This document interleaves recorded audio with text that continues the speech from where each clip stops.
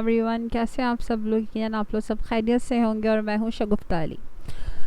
आज हम लोगों ने नई सीरीज स्टार्ट करनी है ब्लॉकचेन की। ब्लॉकचेन आने वाले ईयर के अंदर हम सब का फ्यूचर है और ब्लॉकचेन के बारे में, ब्लॉकचेन के सॉफ्टवेयर कैसे बनते हैं, ब्लॉकचेन है क्या और किस तरह से ब्लॉकचेन काम करता है, ये सब सीरीज़ किस तरह से ब्लॉकचेन का प्रोसेस है, किस तरह ईथेरियम के ऊपर काम किया जाता है, किस तरह ब्लॉकचेन के जो है वो नेटवर्किंग डिज़ाइन की जाती है। इंशाल्लाह इस सीरीज़ के अंदर मैं आपको कम्प्लीटली ब्लॉकचेन के बारे में डिफ़ाइन करूँगी। सबसे पहले समझते हैं कि ब्लॉकचेन है क्या। डिजिटल लेजर, देखिए ब्लॉकचेन याद रखिएगा एक तरह का डिस्ट्रीब्यूटेड पब्लिक लेजर है या डिजिटल लेजर है, जिसमें जो ट्रांजैक्शन बनाई जाती है वो इम्यूटेबल है, ठीक है।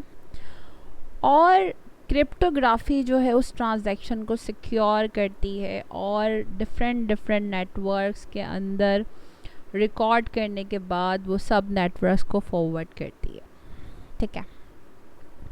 अगर हम इसके सेकेंड स्टेप के ऊपर आते हैं, encrypted information, all information transfer विया ब्लॉकचेन। देखिए फॉर एग्ज़ाम्पल जिस तरह से बैंकिंग सेक्टर को ले लें, आप कोई ट्रांजैक्शन करते हैं तो वो सिर्फ आपके या बैंक सेंट्रलाइज के दरमियान रहती है, ठीक है। लेकिन क्रिप्टो करेंसी या ब्लॉकचेन के अंदर ये होता है कि अगर आप कोई भी ट्रांजैक्शंस करते हैं तो जितने भी लोग उस नेटवर्क के साथ कनेक्टेड हैं उन सब के पास वो रिकॉर्ड हो जाती है।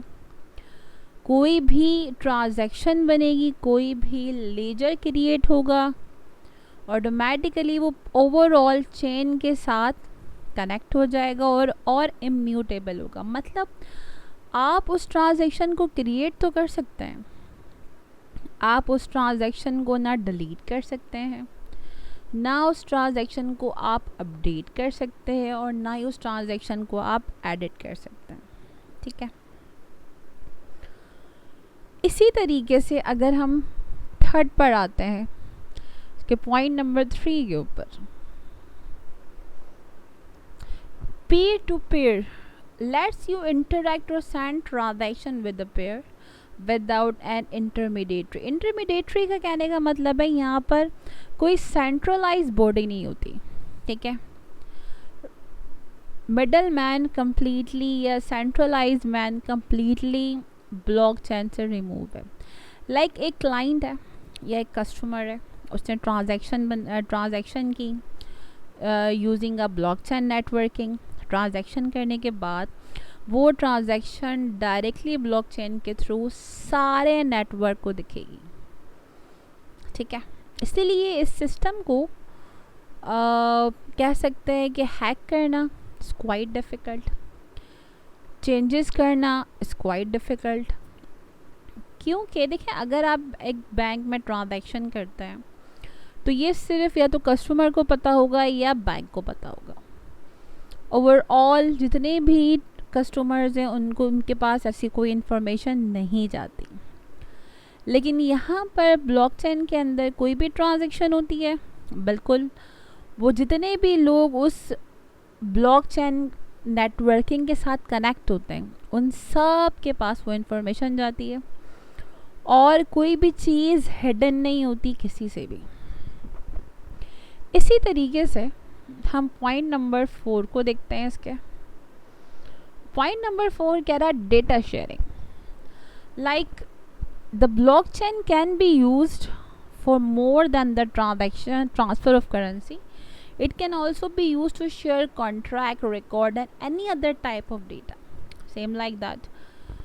कुछ भी XYZ आप ट्रांजैक्शन शेयर कर रहे हैं, किसी भी करेंसी के हवाले से शेयर कर रहे हैं, कोई भी कॉन्ट्रैक्ट आप ब्लॉकचेन के साथ क्रिएट कर रहे हैं, कोई भी रिकॉर्ड बना रहे हैं, तो वो डेटा ऑटोमेटिकली सारे नेटवर्क से कनेक्टेड होगा और सारे नेटवर्क को वो डेटा खुद ब खुद मिल जाएगा, ठीक है।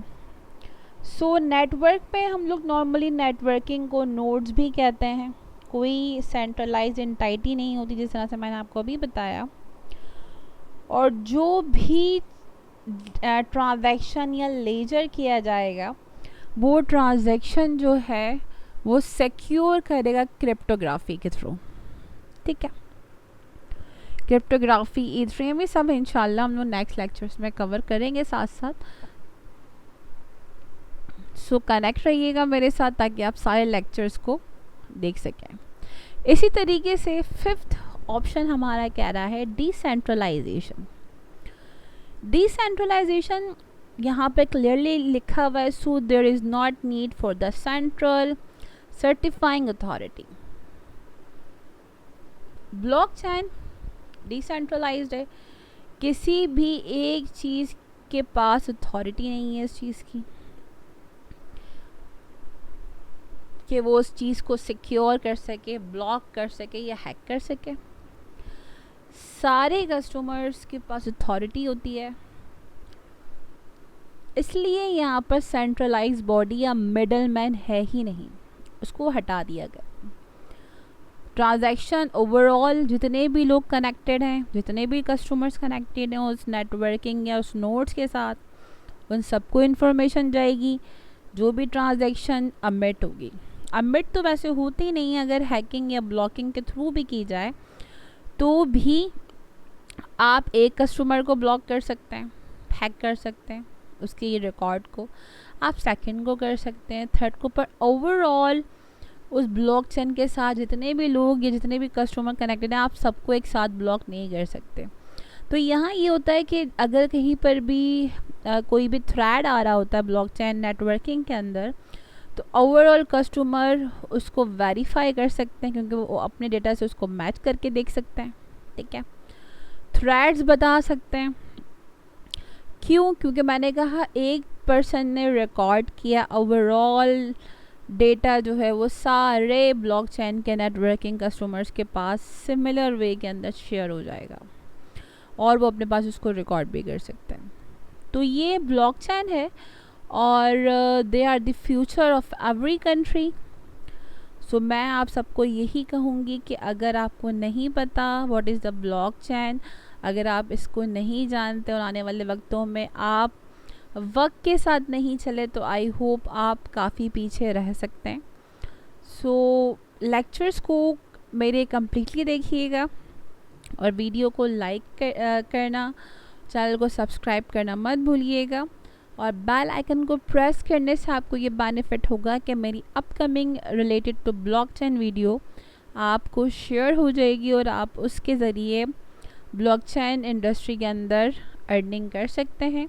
सो जब तक अपना बहुत सारा ख्याल रखिएगा, कोई भी क्वेरी हो कमेंट में पास कीजिएगा। नाउ देन, अल्लाह हाफिज़।